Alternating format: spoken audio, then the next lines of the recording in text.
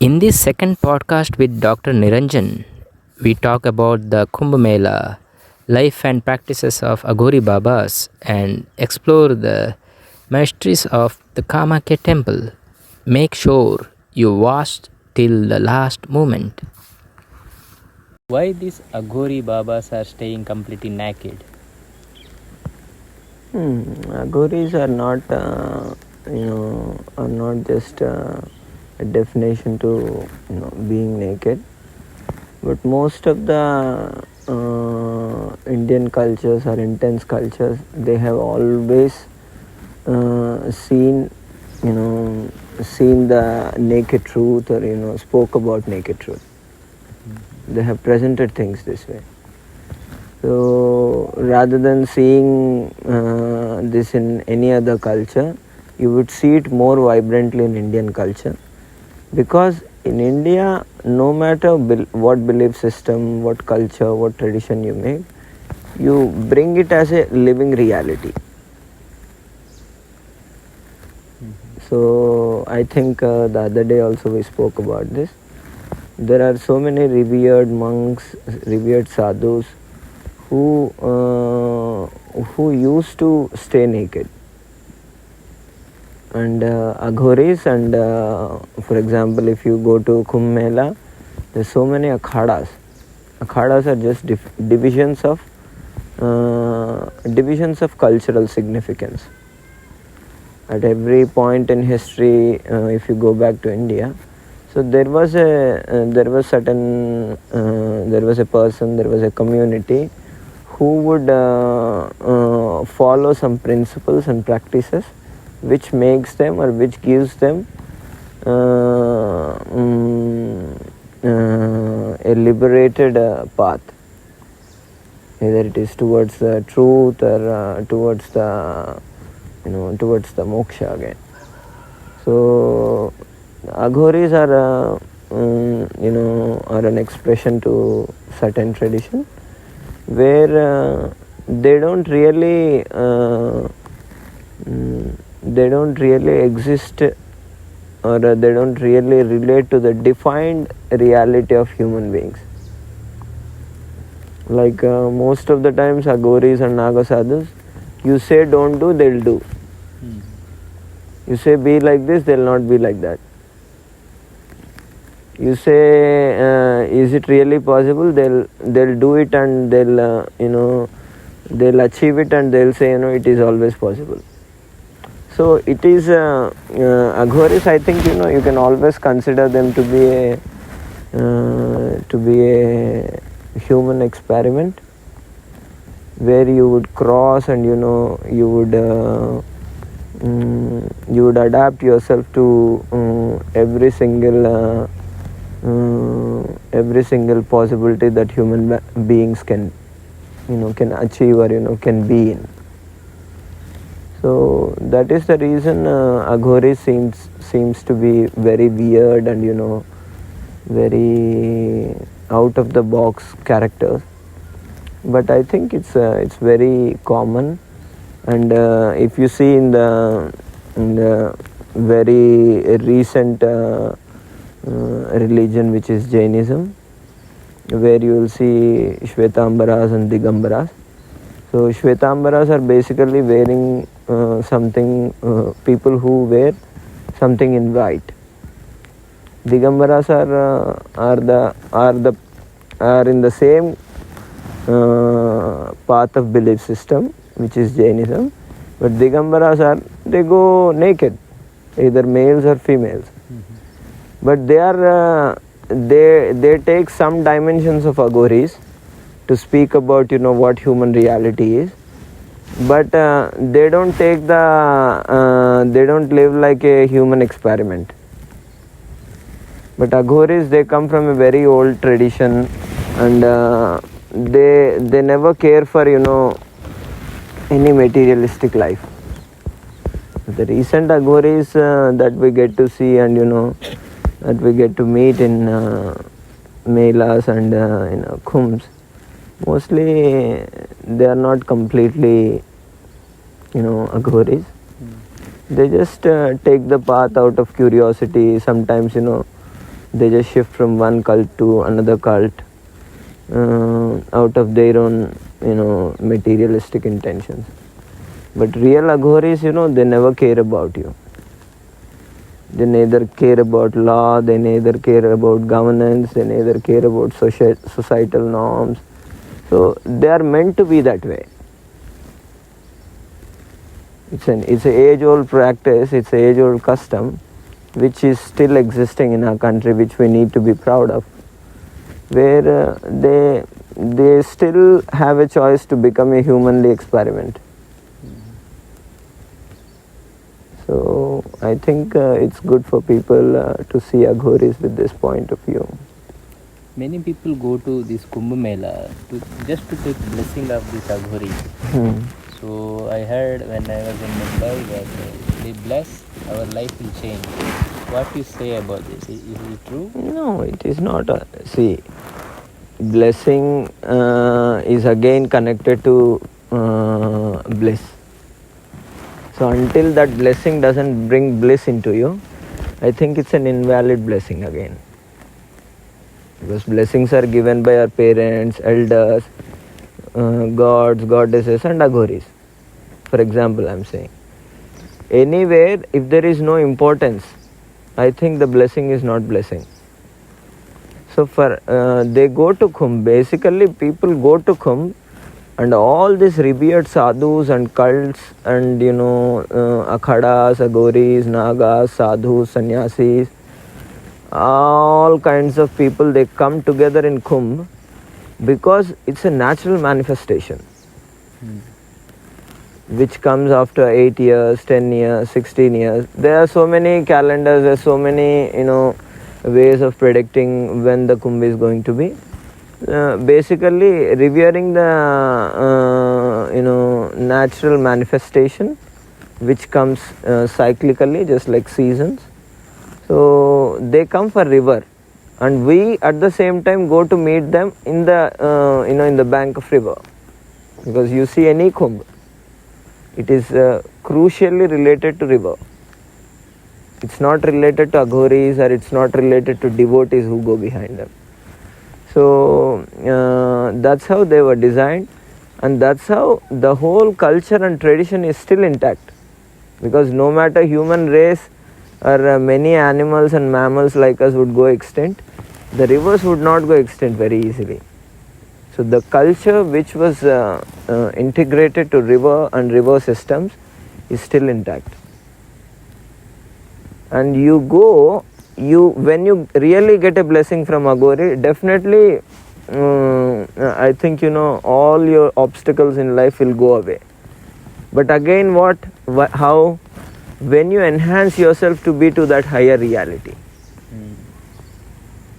Mostly what happens is like, you go and they just touch your head, or say that, Kush Raho, Mangal Raho, something out of their mouth comes as a mantra, as a as a blessing, would define nothing to you. But certain dimensions, you see the way they the way they exist, the way they behave, the way they interpret the human reality. If you bring at least a small scoop of it into you, so that is the real blessing. When you take that back, so you become a different person, which brings certain amount of energy inside you, so which takes away all your negative. For example, even if you are going through something which is stressful, how do you elevate yourself from that? So changing your perspective, changing the activity that you are doing on a daily basis would take you into a different direction. In the same way, most of the people who are normal are basically living in the closed material world. So they always want this step to liberate, step towards truth. So when they go to Kumbh, some Aghori, some sadhu, some sannyasi would come and would say something so deep and so meaningful, which would be of your blessing, and you would change your life. Lots of people who went to Kumbh, who have been to Chardham Yatra, who have been to Kashi and Kashi Yatra, so suddenly overnight they start leading a very simple life. Like so many people who get this Guru Krupa. Guru Krupa is like, it's just a lesson to the fellow human being, saying that, see, this is what your choice must be in life. It's up to you. You want to make it, you will have the peace of mind. You don't want to make it, you you'll go back and live the same, stressful reality. It's up to you to choose. So they'll become a mediating entity where their blessing would change your reality, would change your perception towards how to exist, which can be a meaningful blessing. Otherwise, just touching their feet or they touching your head doesn't create anything until you integrate these things into you. If someone goes to this Kumbh Mela, how to find a real Aghoris? Nowadays it's very challenging to find. That is always a challenge. Even in ancient times also it was a challenge. Because real Aghoris, real sadhus, they'll never let you come near to them. Until you have certain spirit within you. To go and ask them, people really understand. Even you live in a very close family also, you understand everyone's reality, right? How they'll react, how they eat, how they behave. So accordingly you behave with them. So whenever you see sainthood in this country, or you name them with different names, the whole process is again towards understanding truth and liberation, what it is. So when you're going a step ahead, one after the other, you would literally go and sit in a higher reality, where your clothes doesn't matter to you, your hair doesn't matter to you. Probably you don't wash yourself with all the shampoos and extra perfumes that they add in it. So they don't really relate to those things. They relate to what is basic or what is more important in this life. That's where it becomes quite intense. And when you are intense, you will be of their vision, and they'll catch you and they'll speak to you accordingly. When you are going with all gold ornaments and you are doing some kind of show off activity, probably they would kick you with their legs, saying that no, hut. Most of the people, they don't even touch you. They'll take they'll have a stock in their hand. They'll beat you with that. Because they live in a higher reality, right? Who come with material reality has no value to them. So they'll not let them. So most probably that's what the recent guru culture also, they say, when you feel very uncomfortable with the guru, he would be the right guru. When you feel very awkward in front of any gurus or sadhus, they'll be your right gurus. They came into this approach because they'll break your materialistic reality. But not every time this is going to be true. It's very hard. The interpretation of finding a right guru, finding a right mediator towards your spiritual experiences was always a big question mark since ancient times. It's you who would decide, it's you who would bring the whole process into, and at some point it would relate to you, and it would there are so many sensible things which would relate to you, and you don't need blessings from these people which would stay for years. Most of the philosophies that were taught in this country, which are the extremes of it, I think they have very less to speak. So when you meet a right person, right guru, or right mediation towards your spiritual path, probably they'll be people of few words. which is one sign I'm saying. Not always this is going to be the true, but it's always conflicting. It's always confusing to choose who would be your right guru, who would be your right Aghori, because again it's a very mixed up and messed up world. So there are so many dimensions to it where you need to filter it on your own basis. I was reading one book called Aghora, and in that book it's mentioned that most of the Aghoris, if someone won't have a kid, they can go to the Aghori and have a kid, because they will, if they bless, kid will come in life. But the thing is, these Aghoris can see the spirits who want to come in a human form. So he sent that by the blessing of the God, he sent that spirit to this mother. It was written like that. Do you agree with that? No. This was not. It was never the science of this country was never about spirits. Was never about transferring something from one person to another person. It was never about this. It was absolutely clear since the beginning. No matter you take the most ancient versions of Indian wisdom was Shrutis and Smritis. Since then till to the modern era, if you clearly see, it was always about taking a step ahead towards truth and liberation. It was never about a person. It was never about a creating an entity which would give you blessings.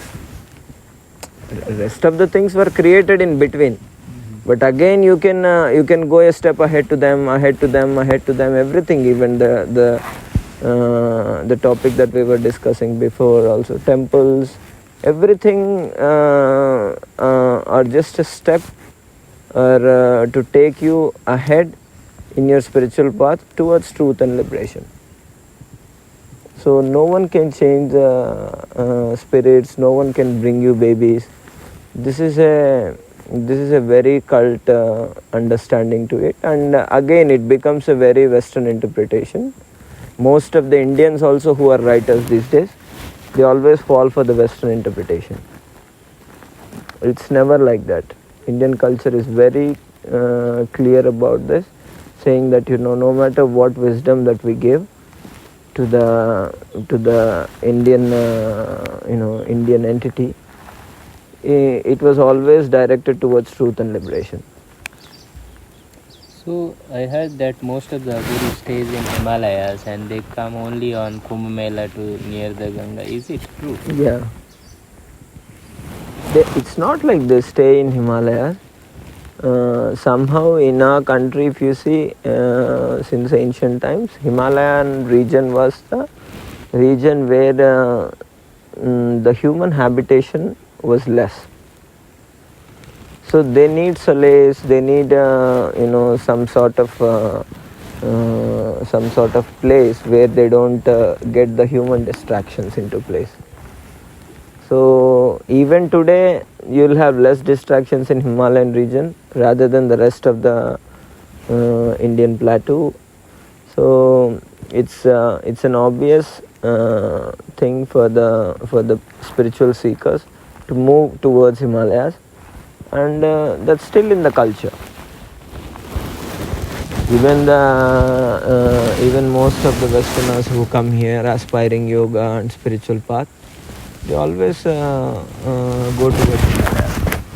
So which clearly shows that since ancient times it's happening this way, because you find solace and you find your own space with least human distractions there. So that's where you open up into to higher and bigger realities. So I even heard that in Kamakhya Temple, many Aghoris go there. Nearby there is a smashan or something. So they do rituals there. So what is the connection between this temple, like especially this Kamakhya Temple and this Aghoris?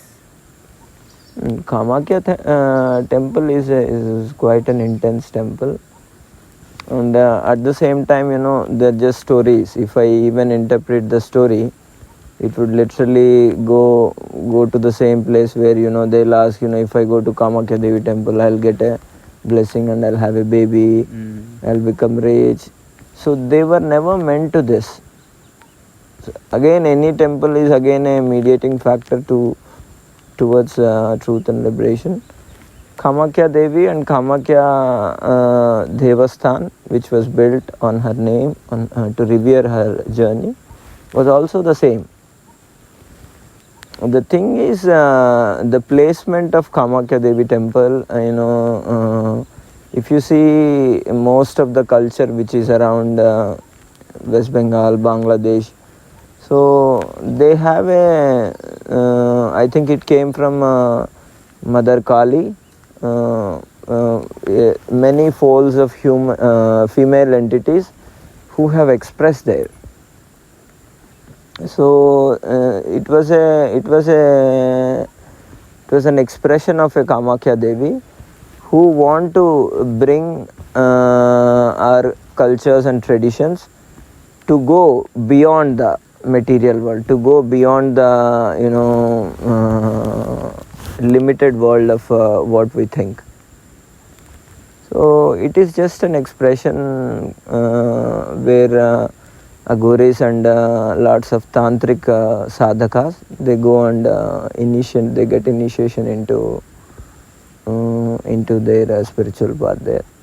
But it's clearly significant and it's clearly the same when it comes to the broader perception of Indian culture.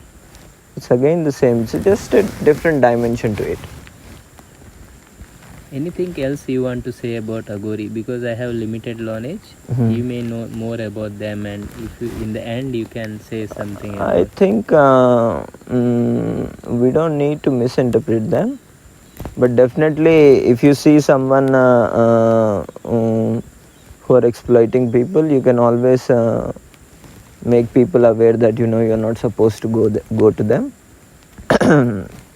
They don't need anyone's help or anyone's